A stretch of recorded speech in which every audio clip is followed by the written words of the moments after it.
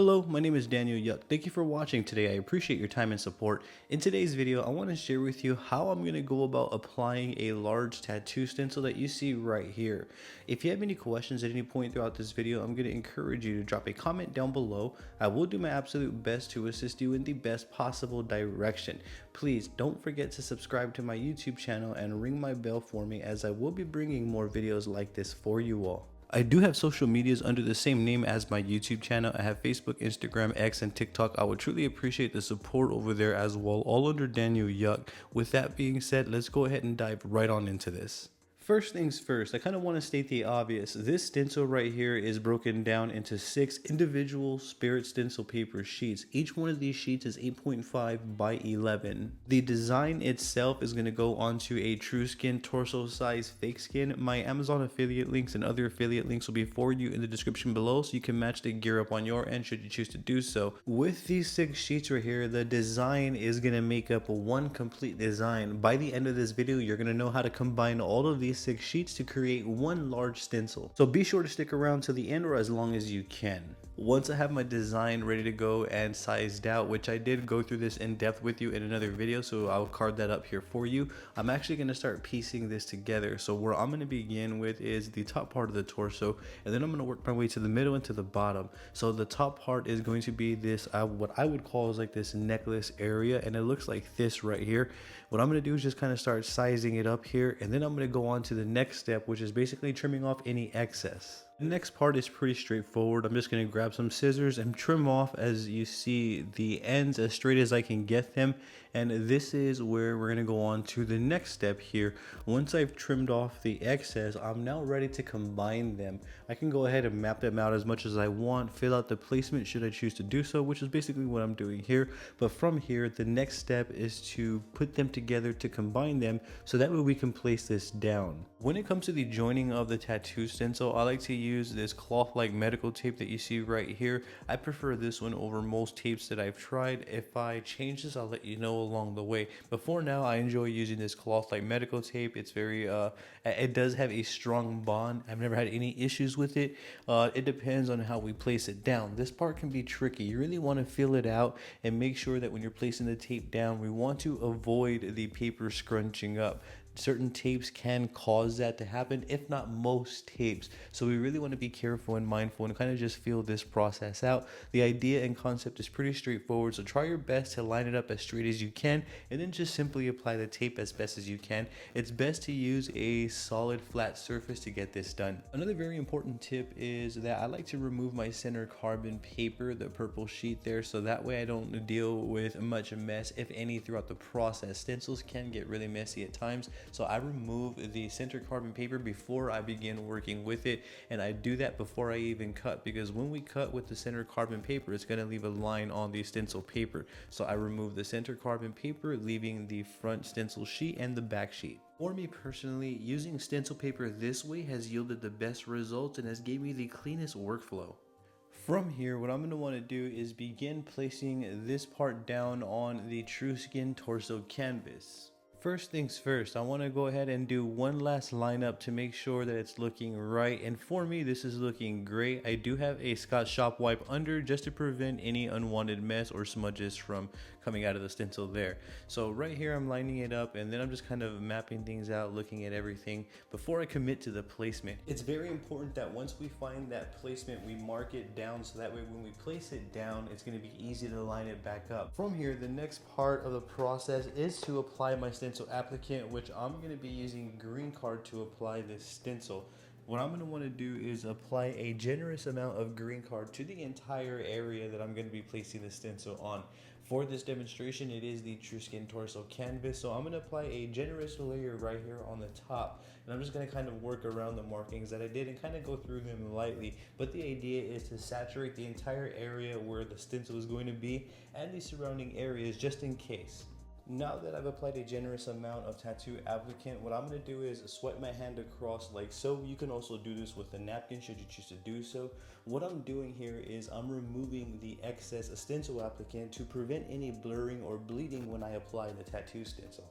You're going to want to do this until you get a tacky sort of feel to where there is still stencil applicant, but there's not an excessive amount. It kind of takes trial and error to get used to the idea of the amount that we should be applying, but it's pretty much always the same throughout every single piece of fake skin. The only thing that changes is the design and the canvas size that we are using. Other than that, it's the same rule of thumb for every single design or tattoo stencil that I apply rather. After I've done that, the next step is to get the design and line it up with the markers that we placed down before we apply the stencil applicant. So from here, I just want to be real precise and take my time and make sure that I drop the design as close as I can on the markers, so that way I get that straight, clean placement that I'm looking for. I would say this is probably the hardest part of the process. I have to really take my time here because this is a bigger design. I don't want to have to keep reprinting this design to place it down. So therefore, I want to make sure that those markers were accurate before I even started applying the tattoo, which is what we did a little bit while ago in the video. Once I place it down, I don't want to smear it or press down hard at all. What I want to do is rather tap with light amount of pressure over the design, so that way I make sure that the stencil carbon transfers over to the fake skin. And I'm going to repeat this. You can use a napkin to place it on over, or you can use your glove. It's really going to be to each their own. I don't really feel like there is a right or wrong way. Doing it with my hand like this, as you see me doing, is a bit more dirty, so therefore I could risk smudging the rest of the canvas. But other than that, I do feel like to each their own. You can kind of go about it either way that you like. You want to make sure that you really take your time with this process and press down every part of the design. What I'm going to do is begin peeling up this design, slowly revealing the design. If there's anything that didn't stick down, what I can do is place it back down without double lining the line, where we get two different lines that kind of make it look blurry. I'm going to go ahead and be able to do that smoothly if I pull it up slowly enough. So we don't really want to just kind of reveal it quickly. We want to pull this off slowly just in case all of the lines didn't transfer over, as you saw here in this video. Once you get to a place where you feel more confident, you can begin revealing the stencil. And as you see, I'm beginning to get a nice, clean, solid, consistent, saturated placement throughout the design here, which is exactly what I want. So the results that we are seeing right here is exactly what I was going for, or at the very least, it was really darn close. And you can see I wasn't really happy with the middle right here. So what I did was I just simply placed it back down, and I'm just going to press down in those areas that need working, and I got a little bit more saturation there. This is the idea. This is the concept. I'm going to repeat this throughout the entire design, all the way throughout this torso, until the entire design is applied. From here, it's a matter of just really paying attention, using my eyes, and if something isn't right, pressing down before I commit to the reveal. That's really the idea. It's not a hard process. It's actually really straightforward. However, we just really have to be patient with that reveal and not reveal it too quickly where the design comes off in areas that we needed to press down. So this is the first part of the design. I'm now going to repeat this process 2 more times until I've completed the middle and the bottom. If you do have any questions as of now, I encourage you to drop them down below, and I'm going to do my absolute best to assist you in the best possible direction. The next part that I like to do is I like to take a clean Scotch Shop wipes right here for my fake skins, and I'm going to press down. I'm not going to smear, and I'm going to press down with a little bit of pressure to remove any excess stencil. I like to remove excess stencil to lighten up the stencil just a little bit and to prevent any blurring or bleeding from happening. I used to leave my stencils to air dry, and I would notice that when I would do this, I wouldn't dab it down after I placed the stencil down. I would just simply reveal, and the lines would bold out over 24 hours, which is something that I didn't want. I would lose the initial integrity of the design, or some of the details within the design were warped. So that's why I simply place a Scotch Shop wipe over the design and remove any excess stencil and stencil applicant. I no longer wait 24 hours. You can see I have a heat gun right here, and again, my affiliate links will be for you in the description below to check out the gear that I'm using. I prefer to use a heat gun just to simply expedite the drying process. With a heat gun, I find that it takes minutes rather than hours for the design to dry. So that means I could place the design down, run the heat gun over the entire design, and have it done in a matter of a few minutes. Dry time with this heat gun really is determined by the size stencil. So you can see this is more of a larger size stencil, so it's going to take me a little bit longer, maybe 1 to 3 minutes, somewhere in that time frame, as opposed to a micro stencil where I would just hover the heat gun over a micro stencil and it would probably dry it within a matter of 10 seconds. So that does vary. The dry time does vary depending on the stencil size. This part is optional, it's not something that you have to do, but for me, I like a lighter stencil so that way my presentation when I'm done shows more of my work than it does stencil. What I like to do right after I dry it is place, as you see, petroleum jelly right here, and I'm going to place a generous amount all over the surface where we just applied the stencil. This is in efforts to remove the darker parts of the stencil, only leaving me with a very light, faint stencil. Again, and this is optional, this is not something that you have to do. After applying the generous amounts of petroleum jelly and working it into the stencil, you're going to see that when I wipe away, I'm left with a very faint version of the design, which is exactly what I want. And here are the final results. This is the final stencil that I got. This stencil is locked in and ready to be tattooed, but I'm not going to jump into tattooing yet. I'm going to repeat this process 2 more times to apply the rest of this design. So let's get into that. Taking it back from the top, you can see that I've already trimmed out the second part of this torso design right here, and this is going to be the middle. I've cut off the excess. I'm at the point now where I'm ready to combine these designs right here. So what I'm going to start doing is basically working this design. I'm going to begin lining it up and see what is the best way that I can go about it. So right now I'm just problem solving as opposed to jumping in and kind of rushing this process. My current thought process right now is thinking if it's better to line it up in a single manner where I apply the right side and then the left side, or if I should line it up all together. This is basically what I am figuring out to get the best lineup. You can see I'm also placing my markers. These markers right here are very, very important. We definitely want to be placing these markers when we're placing down large stencils or any stencil at that matter, but stencils that require accuracy, these markers are really going to come in handy. Once we've lined it all up and applied our markers, we're now ready to begin the next part, which is applying the stencil applicant. So then I now want to apply a generous amount of stencil applicant, saturating the entire area that I'm going to be working with. Don't forget to saturate the surrounding areas as well, just in case the stencil runs off a little bit more than you anticipated. Therefore, you can get that stencil placed down as well, and you won't have that part of the stencil missed. So that's what I like to do. I like to go a little bit to the surrounding areas when applying my stencil applicant. After we do that, we're going to want to remove any excess applicant. I'm just simply, again, going to swipe my hand over and I'm going to remove the excess so that way it's not oversaturated and I get that tacky sort of feel. This has proven to give me the best results. This is where I don't experience next to any blurring or bleeding with my stencils. Once I remove the excess, I'm ready to now apply the stencil, in which I'm going to take my time and I'm really going to use those markers that I did earlier and line it up. I did feel like it was better to approach the middle part right here one piece at a time as opposed to combining them together.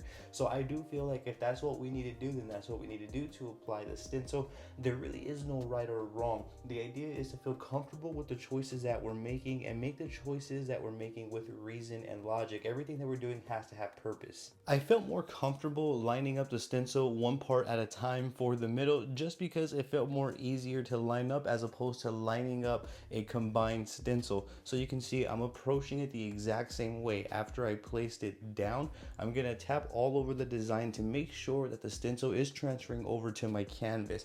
This is something that I really want to take my time with. I don't want to over apply too much pressure, creating bolder lines and or potentially smearing my stencil.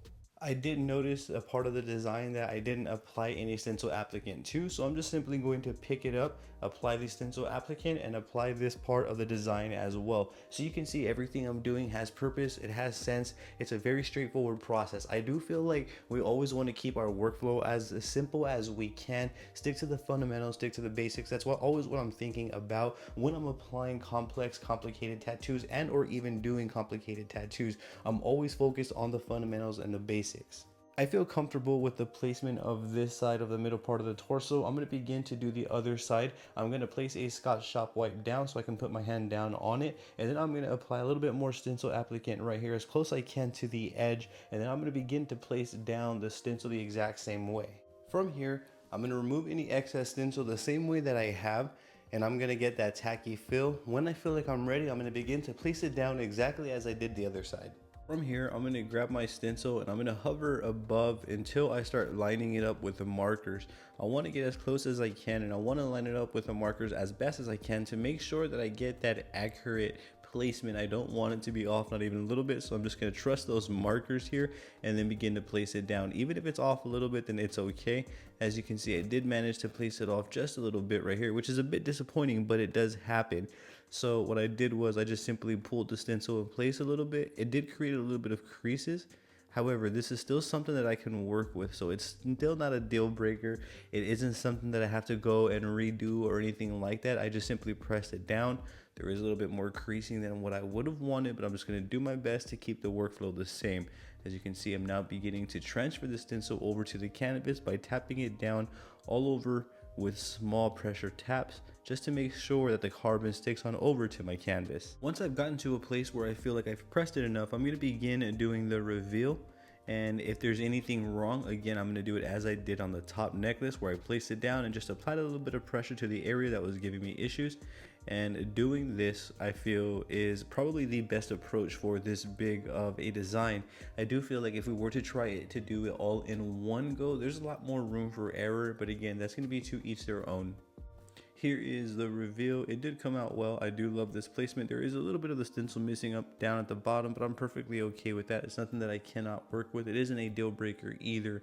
I'm going to do the reveal for this side, which is the side that I'm a little bit more concerned about due to the crinkling that I did experience. However, based on the reveal and the lineup, it does look as though everything looks perfect. Everything looks pretty lined up to me. This is still 110% workable, but you can see at the bottom right, or the top right rather, there is a little bit of the stencil missing. When stuff like this happens, it gives me a time to express my creativity a little bit more. I'm not going to look at it as a bad thing. What I'm going to do is I'm going to cut out that piece of the stencil that I need, and I'm just going to apply the rest of it manually, as you see me doing here. I don't really feel like this is anything to be discouraged about or anything like that. Again, it gives me a chance to express that creativity, and I just simply cut it out to where I think that I'm gonna need, and this looks about perfect, and I'm just gonna line it up as best I can and continue the placement here. I'm feeling very confident that this is gonna work and line up just right, as opposed to leaving it the way that it was and kind of guessing where the lines would have been. This is a better way to go, and this isn't something that you have to do, but I feel I should show this part of the process so that way you know that this is something that I did along the way. It's going to be the same process. You're going to want to press down enough to make sure that the stencil transfers on over. This right here is a side effect from not applying enough stencil applicant or removing too much when we were removing the excess. It does happen, but these are one of the many ways that we can go about correcting that. Here is the reveal, and everything is good to go. I'm ready to move on to the next part, which is removing some of the excess stencil and then proceeding to drying it with the heat gun. I'm going to run it through the same motions, where after I'm done with the heat gun, I'm going to apply a good amount of petroleum jelly and remove the stencil here, so that way I'm stuck with a lighter version of the stencil, and you can see that it came out nice and it does match up well to the necklace above it. At this point, I'm pretty sure you get the idea by now. I'm going to want to apply a generous amount of stencil applicant. I'm going to remove any excess so where I get a tacky feel, and then I'm going to line the stencil up, applying them separately as you see me doing here. From here, I'm going to press it down, making sure that I transfer every part of the stencil before I do the reveal. And you can see these are the final results. I'm going to run everything through over with the heat gun, so that way I dry everything, and then hit it one last time with the petroleum jelly to remove the darker version of the stencil and leaving me with a very light version of it. Here is a top view at the final stencil. Everything is placed down and ready to go. Although this area came out a little bit lighter than what I would have wanted, that's just simply because I didn't dry it long enough with the heat gun, which is my fault. It would have came out darker had I dried this area a little bit more, but I was still able to get a clean, solid stencil all the way through on this enormous Trueskin Torso Fake Skin. This design is now ready to be tattooed, and that would be it for this one right here. Should you have any questions at all, I'm going to encourage you to drop a comment down below, and I'm going to do my absolute best to assist you in the best possible direction. I will be leaving my Amazon and other affiliate links for you in the description below, so you can check out the gear that I was using on your end. Don't forget to subscribe to my YouTube channel and ring my bell for me, as I'm going to be bringing more videos like this for you all. I do also have social medias under the same name as this YouTube. I have Facebook, Instagram, X, and TikTok. I would appreciate the support over there as well. With that being said, I appreciate your time and I appreciate your support. Thank you for watching. You have a great day.